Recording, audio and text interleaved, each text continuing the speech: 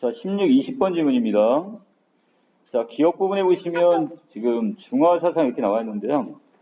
자, 여기서 중국의 어떤 그 중화사상이 우리 조선에 오면서 이것이 어떻게 지금 변모가 됐는지, 자, 이것과 연결시켜 갖고 보시면 될 것 같습니다. 자, 기억의 중화사상은 한족이 자신들을 세계의 중심이란 의미하는 중화로 생각을 하고, 자, 그래서 세계의 중심이란 의미의 중화로 생각을 하고, 주변국들이 자신들의 발달된 문화와 예법을 받아들여야 한다고 생각한 사상. 자, 이것이 중화 사상입니다.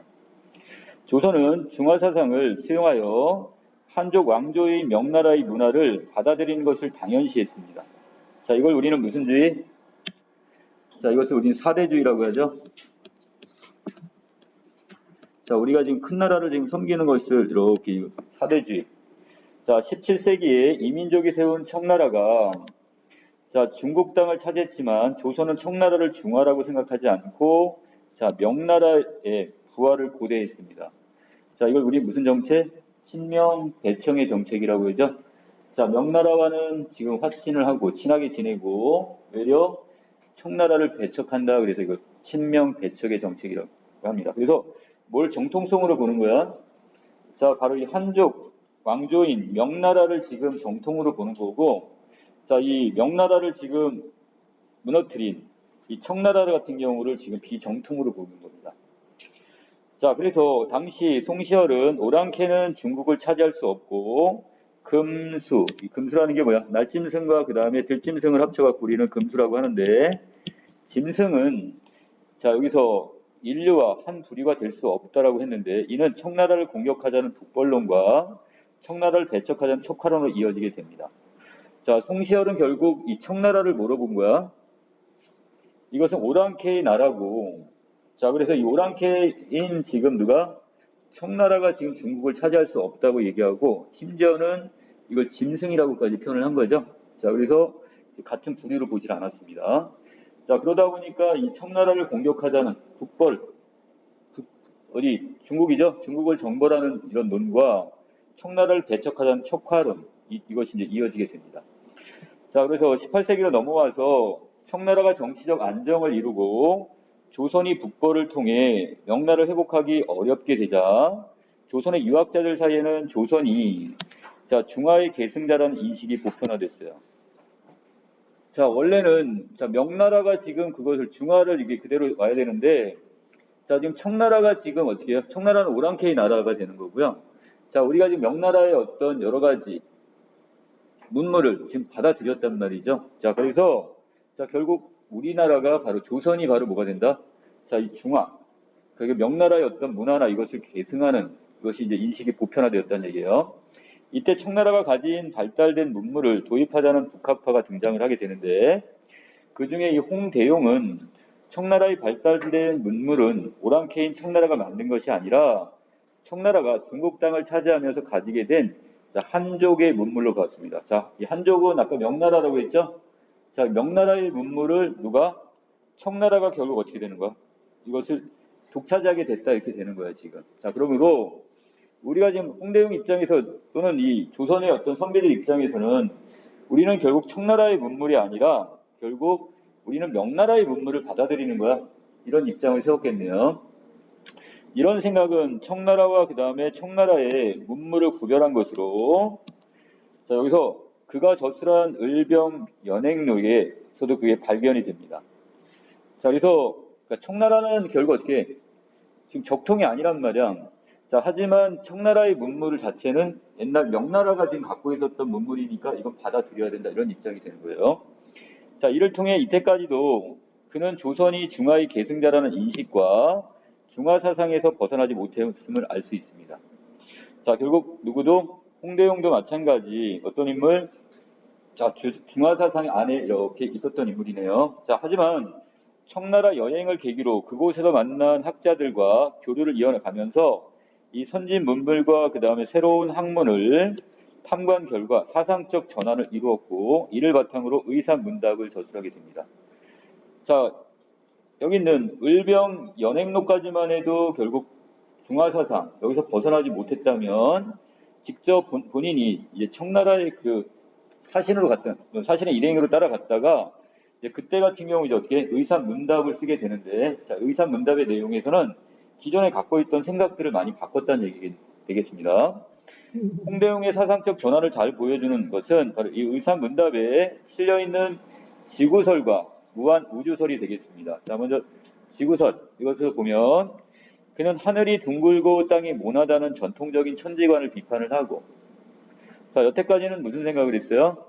자, 지금 천지가 이렇게 땅이 지금 하늘은 둥글고 외려 땅은 모났다 이런 어떤 천지관을 비판하면서 땅이 둥글다는 지구설을 주장하면서 그 근거로 자, 일식과 월식을 이야기했습니다. 자, 이미 중국은 자, 지금 홍대용이 중국을 방문했을 때는 이미 서양의 문물이 지금 중국에 많이 들어와 있었기 때문에 이미 어떤 이런 지동설이나 그 다음에 어떤 지구가 이미 둥글다는 것을 어느 정도 알고 있었단 말이죠. 그런 지식들을 이제 받아들인 겁니다. 자, 일식과 월식이 둥글게 나타나는 것은 달과 우리가 사는 땅이 둥글기 때문이라는 것. 자, 우리가 사는 땅은 둥글기 때문에 상하나 동서남북은 정해져 있지 않고 개개인이 서 있는 곳이 각각 기준이 될 수 있다고 주장합니다. 자, 여태까지의 사상은 어떤 생각이었죠? 모든 것의 중심은 중국이었단 말이죠. 중화사상이었는데, 자, 지구가 둥글다면 중심은 없어요. 각자 개개인이 서 있는 것이 중심이 되는 겁니다, 지금. 자, 또한 그는 하늘은 무한하여 형체를 알 수가 없고 지구와 같은 땅이 몇 개가 되는지 알 수 없다는 무한 우주설을 주장하게 됩니다. 자, 지금으로 따지면 상당히 획기적이었던 거네요, 지금. 자, 밑에 지구설과 이 무한 우주설은 세상의 중심과 그 주변을 구별하는 중화사상과 다른 생각. 자, 이전까지는 지금 어떻게 이 중화사상에 지금 빠져있기 때문에 중국이 중심, 그 나머지는 다 오랑캐의 나라였단 말이죠. 자, 그런데 이 지구설과 무한 우주설은 지금 각각이 중심이 될 수 있다고. 각 나라들이 중심이 될 수가 있는 거니까, 자, 이것과 중화사상과는 완전히 이제 배척이 되는 거네요. 대립적인 각을 세우겠네. 자, 홍대용은 하늘에서 우리가 사는 세상을 본다면 이 땅이 무한한 우주에 비해 자, 티끌만큼도 안 되며 아주 작다는 얘기겠죠. 안과 밖을 지금 구별하거나 중심과 주변을 나눌 수 없다고 보았습니다. 따라서 중국의 안과 밖을 구별할 수도 없을 뿐더러 중국과 그 다음에 오랑캐, 나는 이 구별도 결국 상대적이라고 지금 보고 있네요. 중국의 입장에서는 다른 나라가 오랑캐의 나라가 되겠지만 다른 나라의 입장에서는 오히려 중국이 오랑캐가 될 수가 있는 겁니다. 이에 따라 중화와 오랑캐로 여겨졌던 국가가 모두 동등하며 사람들이 각자 제 나라와 제 문화를 기준으로 살아가는 것이 당연하다고 생각을 했어요. 자, 지금 완전히 지금 중국 여행을 하고 와서 지금 지금 의식에 완전히 전환이 왔네요. 이러한 그의 생각은, 자, 이 홍대용의 생각은 모든 사람들이 중심이 될 수 있고 존재 가치가 있다고 생각하는 것을 이어졌고, 이를 바탕으로 그는 당시 유교적 명분을 내세우며 특권을 누리려 했던 양반들을 비판합니다. 또한 재주와 학식이 있는 자는 신분이 낮은 농부의 자식이라도 높은 관직에 오를 수 있어야 한다고 주장을 해요. 자, 옛날은 결국 어떻게 아버지가 양반이고 그 다음에 높은 벼슬 치면 거기에 따라 어떻게 아들은 거기에 따른 어떤 벼슬 같은 경우를 받을 수도 있는 경우가 있었단 말이야. 자, 하지만 자, 농부 같은 이런 사람들은 신분이 낮았다고 해갖고 어떻게 해요? 마음대로 지금 관직에 진출할 수가 없었는데, 자, 여기 있는 홍대용 같은 경우 이걸 반대를 하는 거죠. 자, 그리고 이 신분 자체를 철폐하려는 것까지는 아니겠지만, 그래도 능력만 있다면 어떤 낮은 신분의 사람들도 충분히 어떻게 관직에 오를 수 있다고 주장을 합니다. 어떤 국가와 문화, 사람도 각자 중심이 될 수 있고 존재 가치가 있다고 생각한 이 홍대용의 사상은 자, 평등주의와 자, 더 나아가서 다원주의. 자, 결국 근원은 하나, 중심은 하나가 아니라 각각이 다 각 나라, 각 개인들은 다 중심이 될 수 있다는 다원주의를 우리 역사에서 선구적으로 보여줬다는 점에서 의의가 있다. 그래서 바로 여기는 홍대용의 어떤 사상의 의의까지 밝히고 있습니다. 자, 16번에 갑니다. 자, 다음은 학생이 윗글을 읽는 중에 작성한 독서 활동지인데요. 자, 활동 내용 중에 적절치 않은 걸 하나 찾으라고 있어요. 자, 선택지 1번에서는 청나라가 중국 땅을 차지한 후에 조선에는 자, 북벌론과 척화론. 자, 이것이 지금 왜 지금 청나라는 지금 오랑캐의 나라란 말이야. 자, 그렇기 때문에 이 북벌론이나 촉화론이 나타나기 시작했고요. 자, 그 다음에 청나라가 정치적 안정을 이루고 북벌이 힘들어지자 조선의 유학자들은 조선이 중화의 계승자라고 지금 보고 있습니다. 자, 명나라를 맨 처음에 회복하려고 했지만 그것이 안 되고 나서 이제 조선이 이제 중화의 계승자라고 갔고요. 결국 이걸 우리가 보통 소중화 이런 말을 씁니다. 자, 그 다음에 아랫부분에 홍대영의 선진 문물과 새로운 학문을 탐구하여 깨달은 점이 언급되어 있는데, 자, 이 보니까 하늘이 둥글다는 것이 아니라 뭐가? 맞나요? 땅이 둥글다고 나왔나요? 아까 땅이 옛날에 기존에 있는 경우는 땅이 모나다고 생각을 했는데, 자, 지구는 결국 둥글다는 거죠. 자, 이런 걸 바꿔놓으셔야 되겠네요. 네, 답은 3번. 자, 의사문답의 내용은 지금 지구설과 그다음 무한 우주설을 설명했고요. 송대용이 아닌 다른 북학박사들의 사상은 여기 언급된 것이 없습니다. 자, 답 3번. 자, 17번에 보기의 대화를 이끌과 관련지어서 이해한 내용 중에서 적절치 않은 걸 찾으랍니다. 자, 여기 각은 자, 여기서 천지 사이의 생물 가운데 오직 사람만이 귀합니다. 이렇게 얘기했어요. 자, 그래서 동물과 그 다음에 초목, 이것을 인간과 지금 구분을 하네요, 지금. 그러므로 사람은 동물보다 귀하고 또 초목은 동물보다 천합니다. 그랬으니까 자, 사람, 동물, 초목 이 순서로 서열을 매겨놨습니다. 자, 을은 오류는 사람의 예입니다. 이렇게 얘기하면서 무리지어 다니고 소리를 내어 새끼들을 불러 먹이는 것은 동물의 예의가 되고 각각 사람의 예의, 동물의 예의, 초목의 예의. 자, 이걸 이야기하면서 자, 사람의 관점으로 기준을 하면 사람이 귀한 것이 되겠지만 자, 사물의 관점으로 본다면 외려 사물이 귀한 것이고 사람이 천한 것이 되겠어요. 자, 바로 이것은 하늘에서 본다면 또 사람과 사물은 그런데 똑같다 이렇게 봤습니다. 자, 위에 있는 요 관점을 우리는 상대주의적 관점이라고 하고요. 자, 결국 하늘의 입장에서는 사람이나 사물이나 똑같은 생명이 있는 것이기 때문에 자, 똑같다고 보는 평등주의적 입장으로 보시면 되겠습니다. 자, 이 중에서 지금 적절치 않은 걸 찾으래요. 갑이 동물보다 자, 사람을 높게 평가한 것은 자, 신분이 낮은 농부의 자식이라도 높은 관직에 오를 수 있어야 한다는 생각이라고 했는데 자, 이 아랫부분은 바로 누구의 생각이었어요? 낮은 농부의 자식이라도 높은 관직에 오를 수 있다는 것은 홍대영의 그 평등사상과 연결되는 거죠.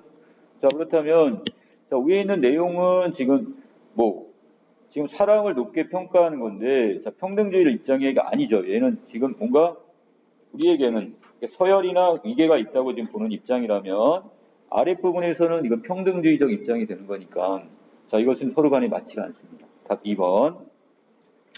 자, 오른쪽에 기억의 중화사상과 니은의 지구설을 이해한 것 중 적절한 걸 찾으라고 했으니까요. 자, 니은의 지구설은 결국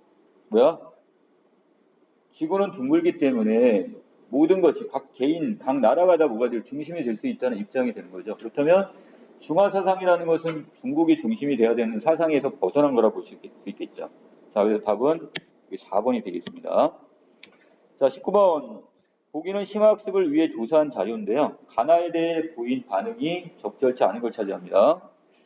자, 중국 의관이 변한 지 자, 지금 100년이 넘은지라 지금 천하에 오직 조선만이 오히려 명나라의 제도를 지키거늘 청나라에 들어오니 무식한 부류들이 우리를 보고 웃지 않는 사람이 없으니 어찌 아련하지 않겠는가. 슬프다. 번화한 문물을 오랑캐에게 맡기고는 청나라에게 맡기고 100년이 넘도록 회복할 방법이 없구나 그랬습니까. 자, 이 홍대영이 을병 연행록에서 쓴 내용을 본다면 자, 번화한 문물이라는 것은 명나라, 한족의 문물을 얘기하는 것이고요. 자, 그런데 지금 이것을 누구한테? 청나라에게 지금 빼앗겼다 이렇게 보고 있습니다. 자, 이때까지만 해도 지금 어떻게?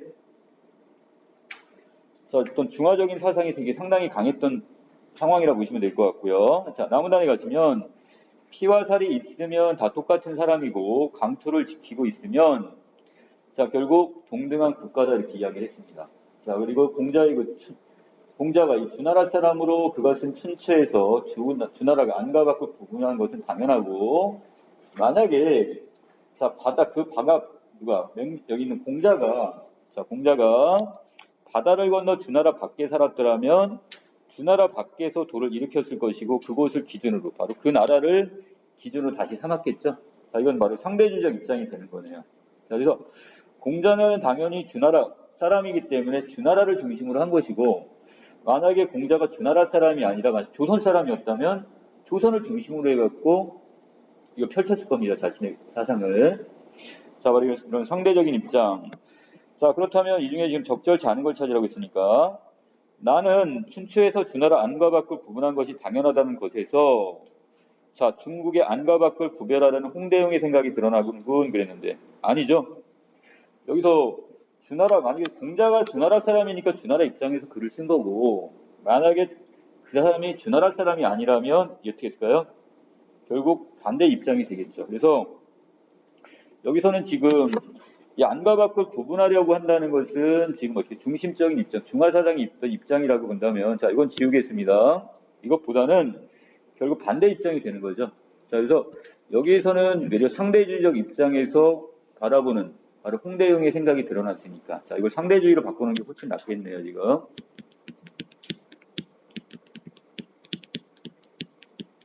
이렇게 정리해 놓겠습니다. 자, 그 다음에 20번의 문맥상 A와 지금 의미가 가장 유사한 것. 자, 여기서 세우다란 말은, 자, 결국 이민족이 세운 청나라라고 했으니까 청나라의 나라를 세우는 것, 건국, 건립 이 정도로 보시면 되겠죠.